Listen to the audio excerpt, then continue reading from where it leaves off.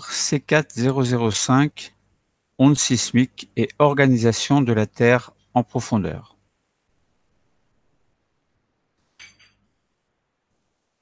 Situation problème. Un même séisme peut être enregistré dans des stations sismiques différentes. Les ondes sismiques permettent de comprendre l'organisation de la Terre en profondeur, ou plutôt la propagation des ondes sismiques permet de comprendre l'organisation de la Terre en profondeur. On se propose de résoudre le problème suivant. Comment, justement, ces ondes sismiques informent-elles sur l'organisation de la Terre en profondeur? Nous avons un certain nombre de documents. Il s'agit d'indiquer comment un même séisme peut être enregistré dans des stations sismiques différentes. Puis, sur un autre document, il s'agit de calculer la vitesse de ces ondes sismiques du séisme du 6 février 2008 s'étant propagé jusqu'à Marie-Galante et en Martinique. Donc nous allons donc avoir un épicentre. Il va falloir calculer la vitesse de déplacement de ces ondes entre deux endroits, Marie-Galante et Martinique. Ensuite, à l'aide de deux autres documents, il s'agira de relier l'organisation de la Terre à l'évolution de la vitesse des ondes sismiques en fonction de la profondeur. Alors, commençons par étudier les documents, essayer de comprendre, de visionner, de voir, d'interpréter. Un sismographe est un appareil qui permet de recueillir l'arrivée des ondes sismiques sous forme de ce que l'on appelle un sismogramme. Les ondes sismiques produites lors d'un séisme peuvent être en effet enregistrées très loin, notamment à des milliers de kilomètres, grâce justement à ces sismographes dans ce que l'on appelle des stations sismiques. Le tracé obtenu, nous l'avons dit, est un sismogramme. Un autre document nous permet de situer ces différents endroits sur une carte. Alors, nous voyons l'épicentre, un peu plus loin, la station de Marie-Galante, un peu plus loin, la Guadeloupe, mais pas de station représentée, et sur un autre endroit, la station de Martinique. Donc nous ne sommes pas très loin, nous sommes dans la zone de l'océan Atlantique et dans la mer des Caraïbes également. Alors une échelle donne, sur quelques centimètres, 1,1 cm à peu près, une échelle de 50 km. Donc le séisme s'est produit à 18h37 57 secondes. Marie-Galante. Un sismogramme est tracé. Les ondes arrivent à 18h38 et 20 secondes. Donc, puisque l'on veut calculer une vitesse, il va falloir déterminer le temps, enfin en combien de temps sont arrivées les ondes sismiques. Donc, il suffit de faire la différence entre 18h38 et 20 secondes et 18h37 et 57 secondes, heure à laquelle s'est produit le séisme au niveau de l'épicentre. Donc, ce calcul concerne les ondes qui sont arrivées à Marie-Galante. Ensuite, nous faisons le même travail à la Martinique. Donc, les ondes sont arrivées à 18h38 et 11 secondes. La différence avec 18h37 57 secondes va nous permettre de voir en combien de temps ces ondes sont arrivées. Ensuite, puisque la vitesse est une distance sur un temps, grâce à la carte et à son échelle, il va falloir calculer la distance entre l'épicentre et Marie-Galante d'une part, et l'épicentre et la station sismique d'autre part. Alors, que donnent ces calculs? Eh bien,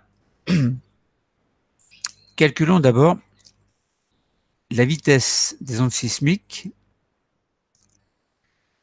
arrivée à Marie-Galante. Nous ferons ensuite la même chose pour l'arrivée à la Martinique. Le temps mis par les ondes pour aller de l'épicentre à la station Marie-Galante, donc par différence entre le temps d'arrivée et le temps de départ, est de 23 secondes. La distance entre Marie-Galante et l'épicentre, grâce à l'échelle, nous permet de constater qu'il qu'il y a une distance de 136 km. La vitesse des ondes sismiques entre l'épicentre et Marie-Galante est donc, puisque la vitesse c'est la distance sur le temps, la distance c'est 136, le temps c'est 23, donc nous faisons V égale 136 divisé par 23, ce qui nous donne à peu près 5,9 km par seconde. La même chose est faite pour la station Martinique. Les ondes sont arrivées en 14 secondes. Donc en partant de l'épicentre pour arriver à la Martinique, les ondes ont mis 14 secondes. La distance entre Martinique et l'épicentre est de 82 km. Donc même principe pour faire une règle de 3 que précédemment. La vitesse des ondes sismiques est donc, entre l'épicentre et Martinique, c'est donc de 82 km, donc sur 14 secondes, c'est-à-dire à peu près 5,8 km par seconde. Alors, si les calculs sont justes, évidemment. Donc, sur le sismogramme du séisme du 6 février enregistré à Marie-Galante et en Martinique, se produit un séisme à l'épicentre, qui est situé dans l'océan Atlantique. Ce séisme a donc été enregistré dans les deux stations et nous avons calculé la vitesse. Alors, un petit rappel sur ce que c'est un épicentre. L'épicentre d'un séisme, c'est le premier point à la surface terrestre touché par les ondes sismiques situé à la verticale du foyer. Le foyer, c'est l'endroit où le séisme a eu lieu, c'est-à-dire la rupture de roche. Ensuite, si nous regardons sur un autre document, la vitesse des ondes sismiques au niveau d'un océan et d'un continent, donc en milieu océanique, la vitesse peut être de 3, 3,5, 4, 4,5, 5, et entre 4,5 et 5, donc 4,75, nous avons un trait qui descend, ce qui signifie, donc jusqu'à 100 km à peu près, ce qui signifie que la vitesse des ondes sismiques entre 50 et 100 km en milieu océanique est constante, elle est de 4,75 km par seconde. Puis, en dessous de 100 km, on s'aperçoit que jusqu'à 200 km, la vitesse diminue régulièrement. Donc on passe, à partir de 100 km, de 4,75 km par seconde à un petit peu plus de 4 km par seconde. Donc on voit bien que à partir de 100 km, il y a une rupture au niveau de la vitesse des ondes sismiques qui marque sans doute deux structures différentes. Et on verra en effet que entre 50 et 100 km, donc sur le graphe, il s'agit de la lithosphère océanique rigide et qu'en dessous, donc à partir de 100 km, on passe à ce que l'on appelle l'asténosphère, qui est une zone moins rigide au niveau de laquelle la vitesse des ondes diminue. Nous pouvons faire le même raisonnement en milieu continental. Entre 4,5 et 5 km par seconde se trouve une ligne verticale, donc 4,75 km par seconde à peu près, comme précédemment.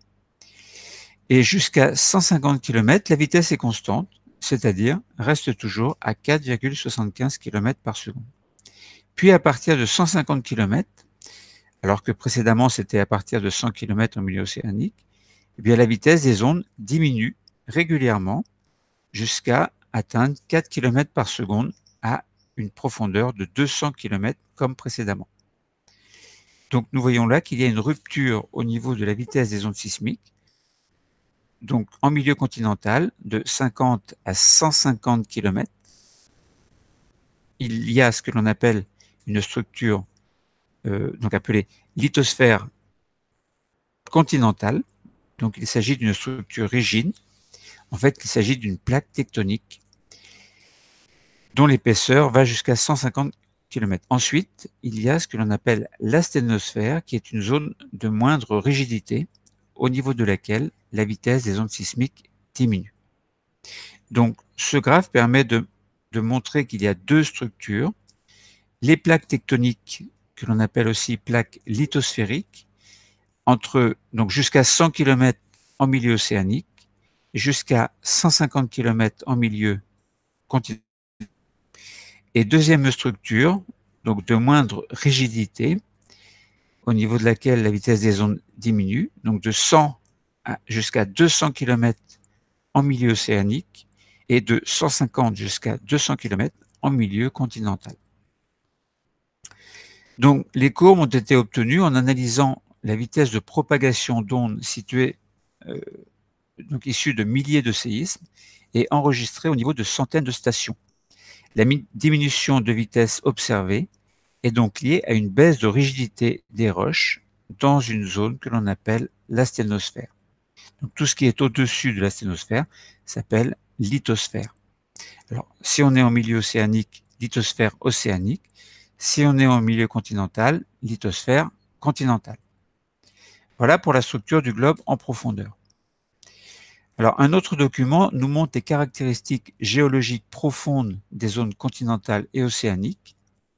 Alors, la surface de la Terre, elle est constituée de roches rigides. Nous l'avons dit, il s'agit de la lithosphère, laquelle, alors lithosphère continentale ou océanique, on dit aussi lithosphère, mais on parle aussi de plaques tectoniques. Ces plaques sont divisées en 12 plaques, enfin 13 plaques à peu près. Elles reposent donc sur l'asténosphère, qui est constituée, nous l'avons dit, de roches moins rigides. Donc, les documents ont été étudiés. Nous pouvons tenter une correction rapide. Il fallait, dans certains documents, enfin, en utilisant certains documents, indiquer comment le même séisme peut être enregistré dans des stations sismiques différentes. Eh bien, un séisme correspond à la propagation d'ondes sismiques dans la Terre qui se propagent dans toutes les directions. Les ondes peuvent donc être enregistrées dans des milieux différents. Pour faire l'analogie avec la surface d'une eau, par exemple, si on jette un caillou sur une surface plane, bien le caillou génère des ondes qui restent en surface. Mais dans le cas d'un séisme, des ondes sont générées et elles se propagent non seulement en surface, mais dans toutes les directions, ou dans les trois directions. Ensuite, il fallait calculer la vitesse des ondes sismiques du séisme du 6 février 2008, s'étant propagé jusqu'à Marie-Galante et Martinique. Alors, nous l'avons dit, le temps mis par les ondes pour aller de l'épicentre à Marie-Galante était de 23 secondes.